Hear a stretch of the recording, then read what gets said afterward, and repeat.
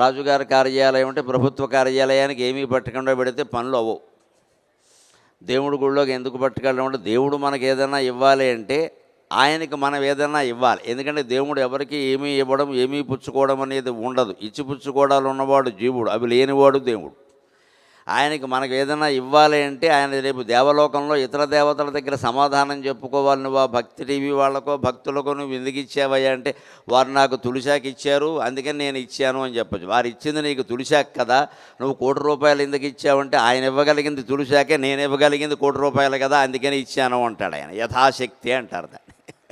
అంచేత పరమేశ్వరుడికి మనం ఒక దళం మారేడు దళం ఇచ్చినా మనకు అనంతమైన సంపదలు శాంతి ఎందుకు ఇస్తాడు అంటే మనం ఇవ్వగలిగింది మనం ఇస్తే ఆయన ఇవ్వగలిగింది ఆయన ఇస్తాడు. మనం ఇవ్వగలిగింది ఇంతే, మారేడు దళం మించి మనం ఏమిటి ఇస్తాం. కానీ ఆయన ఇవ్వగలిగింది అనంతమైనటువంటి మనశ్శాంతి, అనంతమైనటువంటి ఐశ్వర్యం ఏదైనా ఇవ్వగలడు. విశ్వమంతా ఆయనదే కాబట్టి అంచేత అక్కడ ఆయన కూడా యథాశక్తి ప్రకారమే చేస్తున్నాడు, మనం యథాశక్తి చేసినట్టే.